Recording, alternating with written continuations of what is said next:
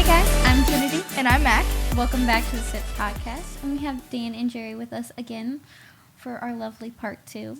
And I know we ended last time with kind of the beginning of Student Impact and involving Danielle Easterhouse. And I kind of want to know more about how you guys met Danielle and how that all began. Okay.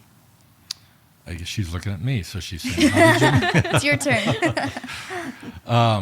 We were at the time attending it used to be called Hazeldale Christian Church. I think it's called Venture now. And she was just one of the youth leaders there, and we were real involved with the youth there. And so during our time of building Student Impact and adding board members, I invited Danielle to come on board as a board member. I think we had some openings, and I thought she would be a great addition to the team and have her a part of it. So it was through church connections that we connected. Cool. And what made you feel like she was the person you could leave Student Impact with? Because she was bubbly. Yeah. She's just energy. Mm-hmm. I saw her there at Hazeldale just connect with the kids, and I thought, man, she'd just be perfect. So at the time, we were in Alabama running the Camp and Conference Center. Our daughter Amber was running Student Impact at the time, and she had thyroid cancer and just could not fulfill all that was needed at the time. So we knew that we needed to make a change to take that pressure off of Amber so she could heal. And Danielle was on the board at the time, and I was still considered the president of the board, even though I was living in Alabama. So they would, I don't know if we even had FaceTime back then. I think they just phoned me in or something like that. And they said, do you have any ideas where we go for? I said, I absolutely have an idea. I said, I think it was God ordained for them, from the beginning. When I met Danielle, I think Danielle needs to step in and be our new director. So, yeah. I mean, it was a no-brainer for me. It was like she would be the most perfect fit for what we needed at the time. I have a really important question. Did she have her purple hair then too? I don't think so. Really? No, purple hair. Oh, that's crazy. Yeah. Because when we all started coming, because I've been coming since 5th grade, and I'm a senior now, and everyone I know that started at that age was always told to find the lady with purple hair. Like that was like the student impact like landmark is the purple hair, and so it's kind of a joke. Envision her without the purple in her hair. Yeah, I don't think she did. Did she? I don't think so. Yeah, I don't. Okay. And that wouldn't have affected my decision anyway, so that would just, when that started happening, it was just Danielle. That's just who she made is. sense. She's comfortable in her own shoes. So. Mm-hmm. Was it hard for you to step out of this because it was such a big part of your life for so long? It was. It was probably the most difficult decision I ever made. I was entering into my 50s at the time, and I really felt they needed younger blood. Not that I wasn't making an impact or I couldn't, but I felt like I would be more useful as a board member, an advisory role, than actually on hands with the students at the time, even though we were still building students and developing them. So Joey Christensen came on board at that time, and then Amber, she was doing Camp Impact, and then she rolled into more of a directorship, kind of. She was more of the campus ministry director. Okay. So when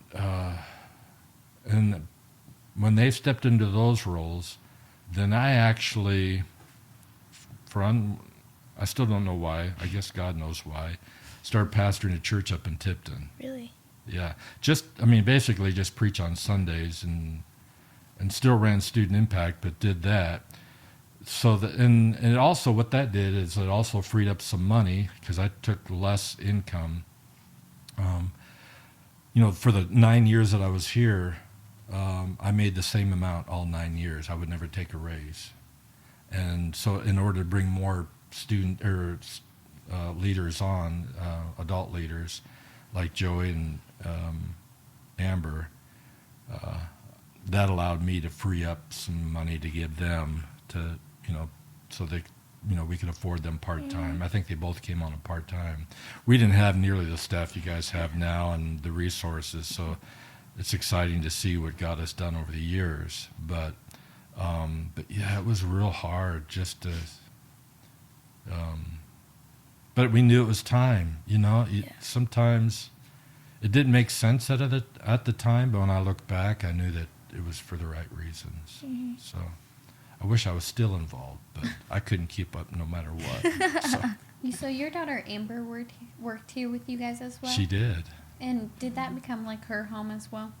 It did. She loved this ministry. She was one of the initial 6 student leaders that launched this ministry. So she's been a part of it from the day one and played a huge role as a student leader, and then as a volunteer, and then came back from college and ran Student Impact Camp Impact, and then when she got married and then started helping us at a part-time basis run Student Impact. So yeah, it was pretty awesome to have my daughter a part of this. Yeah.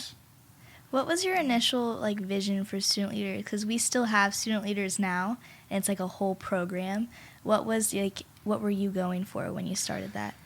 My vision or my belief was that I didn't want this to be adult-led. I wanted it to be student-led. I didn't want to create something from adults' perspective, because I don't think we always know what you guys want. And I thought if I could rise up leaders to know how to lead, to know how to make an impact, to know how to, make an impact on their peers, and to be able to invest in them, they're going to know exactly what we need to do in order to make those impacts and those, and to make those connections. Now, there's been some things that I've had influence on, but it's, it is today what it is because the student leaders. Yeah. If it wouldn't have never been successful had it not been them, if we had not invested and made it about them and not about us and what I thought was important. Yeah. So the first 6 students, they were student leaders? Yeah. So were they the ones that really got kids into the program? They did. How did they do that? Well, we launched Student Impact. Basically, we did a See You at the Pole. Oh, we did that for a few years when I was first starting, yeah.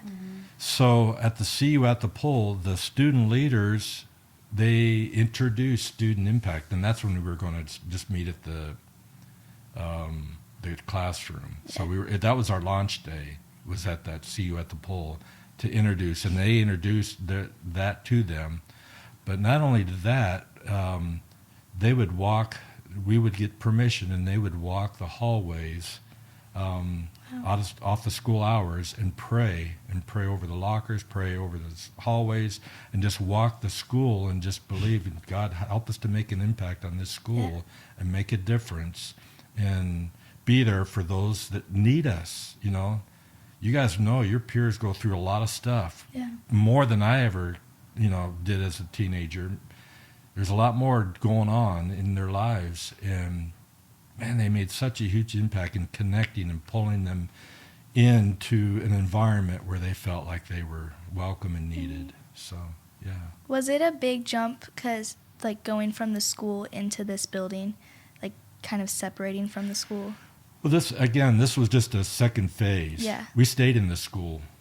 I know when Danielle took over, the transition began to happen. That happened after me. Really? When I led Student Impact. So my heart was I needed to be where the students were.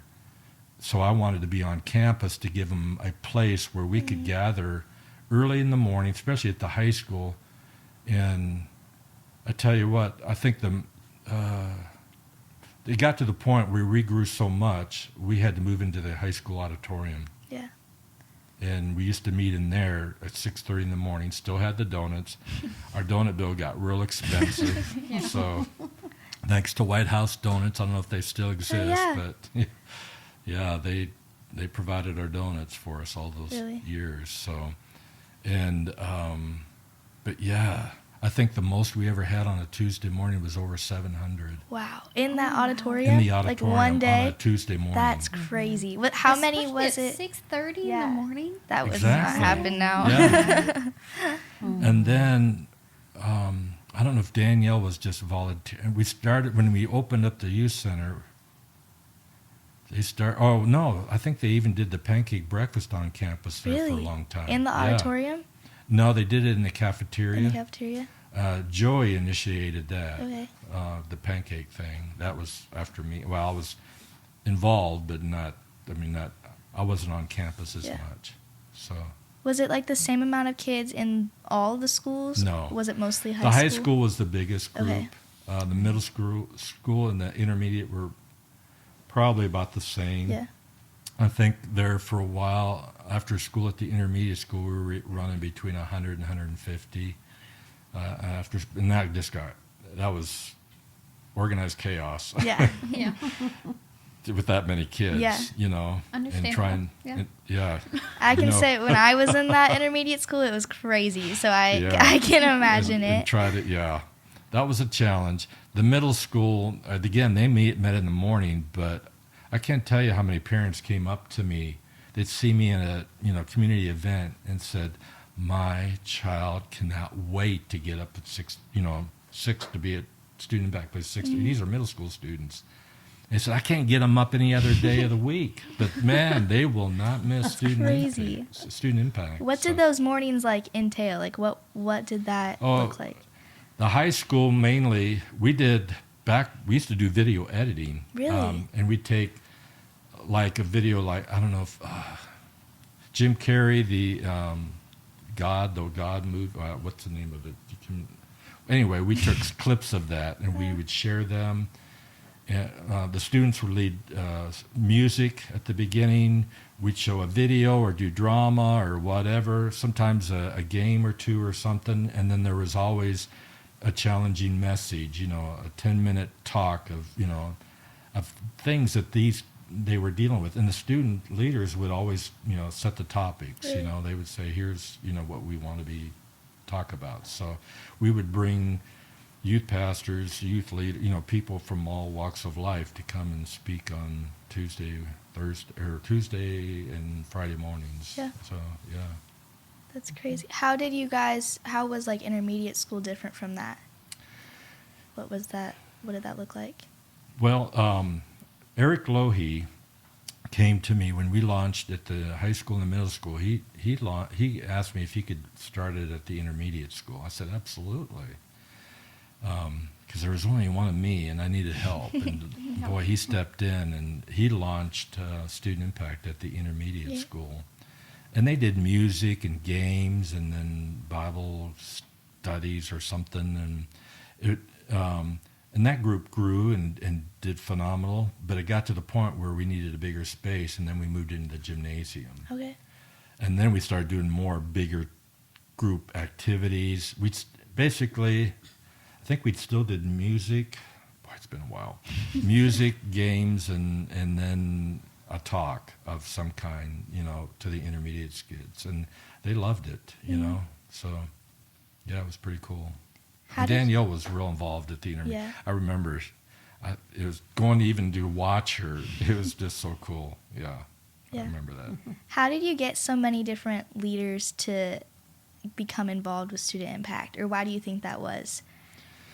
I think when they got involved and came on, and we'd encourage them, as they start coming to Student Impact, that, hey, if you'd like to be involved and become a student leader, see one of us. And so that was the connection. Or if I saw something in one of the students that I thought, man, they would be great in a leadership role, and I would approach them and talk to them about that and sit and, plant the seed and pray that they would, heed to the call and see where it took them. So, yeah, there were times where we had trouble finding enough student leaders. Yeah.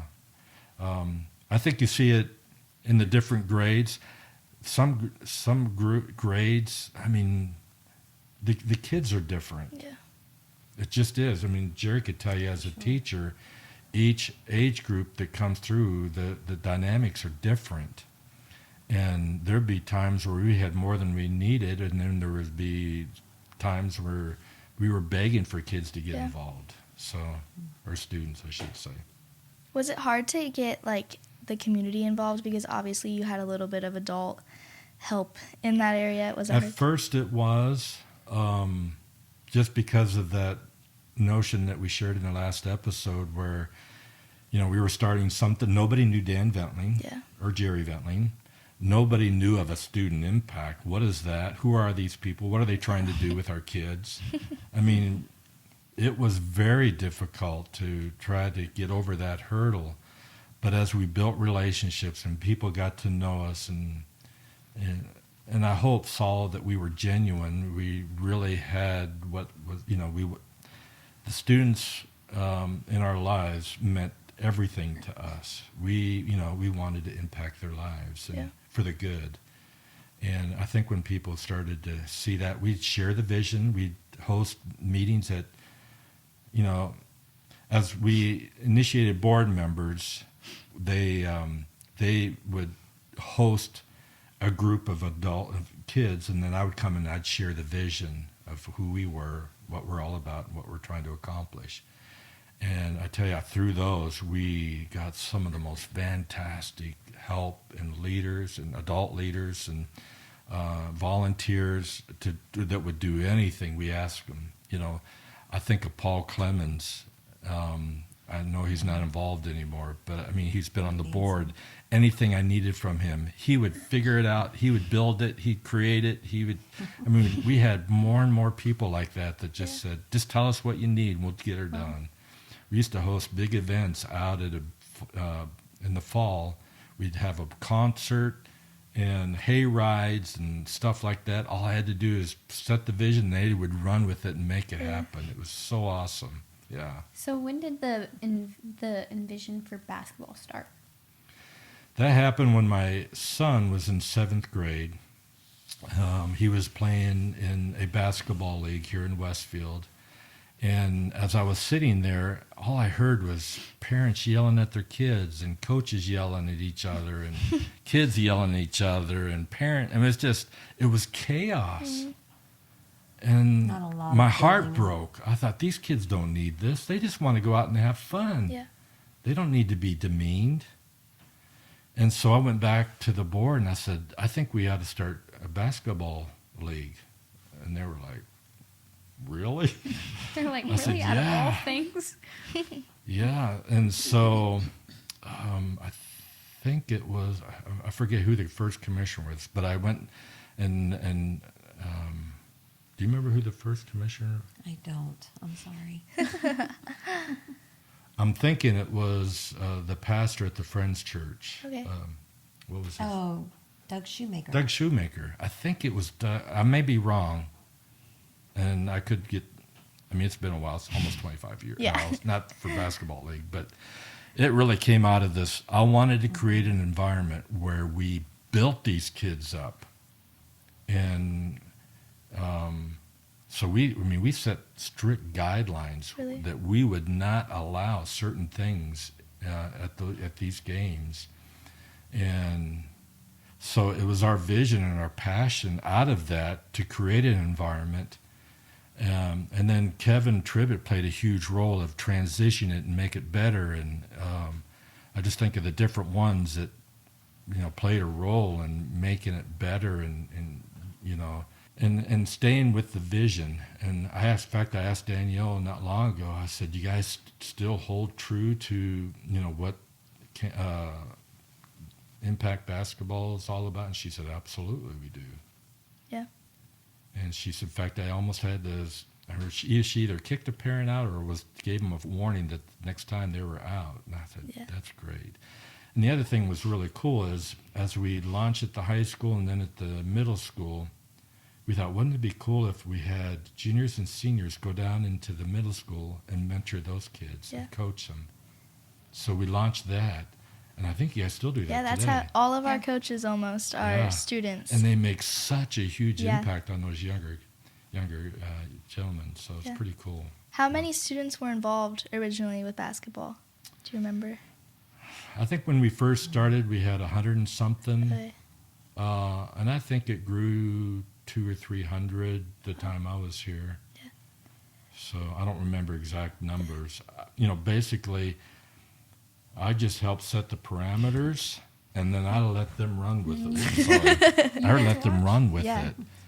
And, the guys that, they met with the coaches and said, here's what we expect, and this is what we want from you. And, they laid the law down. I just sat there and was like, this is so cool. I just get to enjoy watching this and just to go enjoy the games. So. And I know at the beginning of basketball, you guys did like devotions and stuff, right? Yeah, at halftime. Okay. We brought them into the center court, and we'd have a quick devotional. Either, I think they had different ones do that. I think we even had the kicker for the Colts come and do that Really? one time. That's yeah, cool. yeah. Hunter Smith, I think it was. Yeah. Yeah. So yeah, we it was just a neat time to bring all those kids in and say, here's a reason why we do what we do, and we're not here to tell you have to believe, but there's somebody in your court that you need to know about. So Was a lot of the involvement from students who didn't come to actual student impact in the mornings? Were there a lot of just other students that got involved through basketball? I'm not really sure back then. I think some. I think between the basketball and then the impact events, I think that was kind of an opening door. And then, the kids showed up because their friend asked them.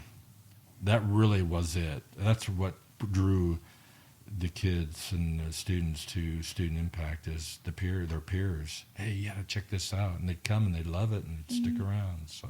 Because I know now basketball is one of the biggest things that brings students who wouldn't normally come to student impact and gets them involved with student impact. And it's really cool to see just how big of an impact basketball can do. Well, with all the different awards, the awards were based on people who had made a huge impact on that organization, on student impact basketball, and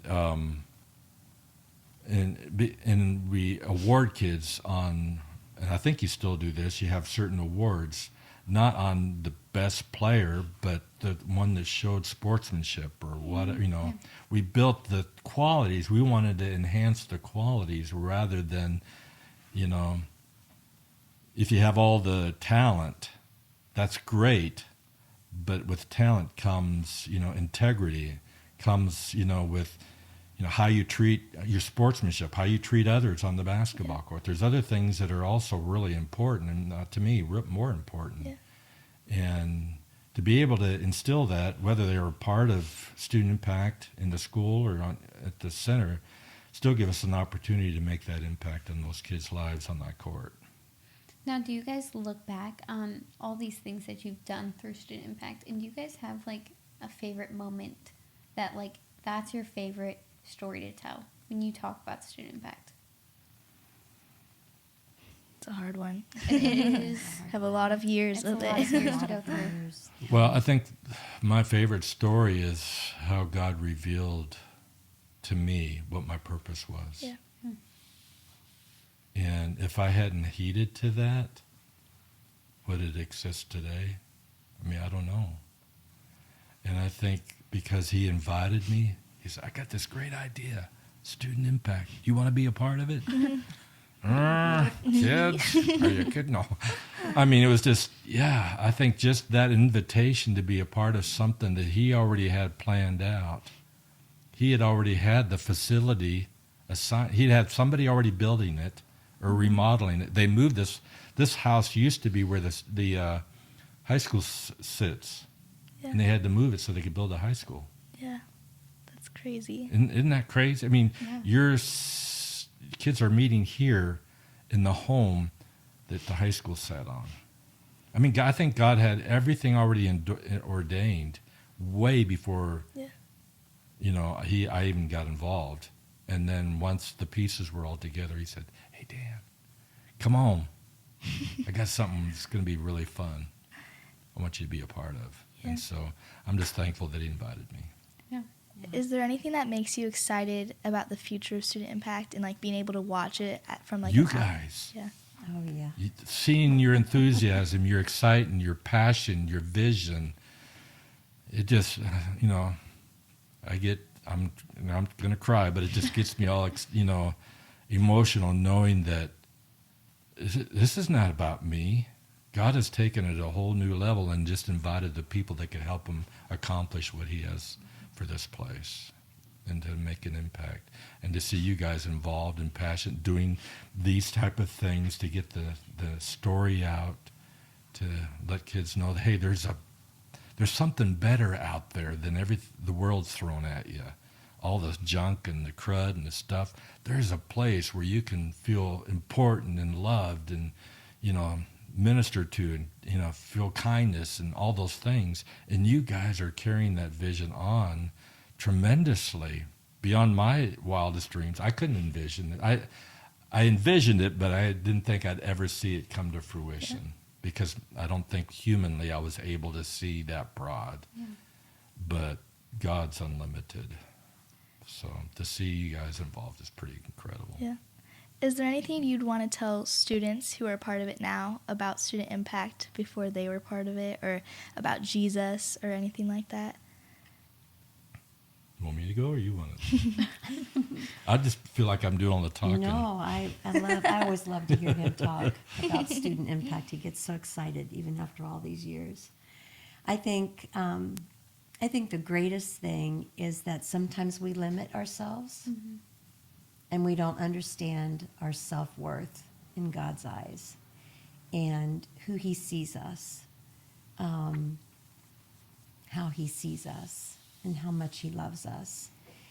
And I think he only asks of us to just be a vessel that he can pour into to be used for his glory and to just bring things to fruition that are not possible in our own strength. But we serve a God of the impossible. I think that's just the amazing story of it all, is that there's nothing that is impossible for him to accomplish. All he needs is for us to be willing for him to move in and do his work.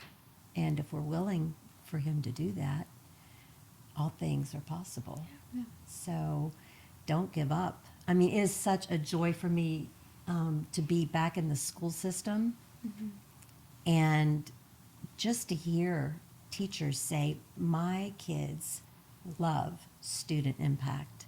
My kids love, Student Impact basketball. This is what they are so excited about every week. And just to know that God is continuing his work even after all of these years of being gone.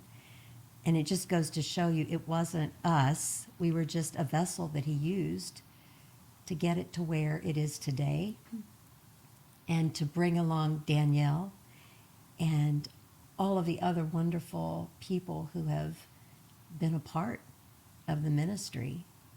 And it's just our hearts being willing, and that's how it continues, right? Yeah. And so my don't challenge give up. to students who are involved in Student Impact now is don't be a spectator. Get in the game and find where you can be a part. Become a leader. I'm sure you guys have lots of opportunities for the student leaders in this ministry now. So, just get involved. Get plugged in. Find where you fit, and make it happen. Yeah. Well, thank you guys for coming on the podcast. Oh, We've absolutely. really enjoyed hearing Our that. pleasure. Yeah. I know we wrapped in our last one, or toasted in our last one. Is there anything else you'd like to toast to? I'd like to toast to you ladies. You did a fine job. Absolutely. Thank And you. excited about the future, Brittany. It's just, It's awesome. everything. I want to awesome. say that For the your future. guys' faith in God just is mind blowing to me, of like the things that he's brought you through and how strong you guys stayed. And I want to say that you guys are great representations of living through Christ. And I just want you guys to know that you guys are doing an amazing job being those role models of Christ. Thank you. You're welcome. Thanks. And My thank you dream for was coming that here. someday my grandkids would be involved, but they live in Maine, California, and Florida. So. Be a little bit of a drive, huh? Right. Maybe let's just Yeah, go have for a- a visit. Right. Yeah. Yeah. Yeah. Well, thank you guys so much. Thank and you for Thank you. having Yeah. us. That's a wrap.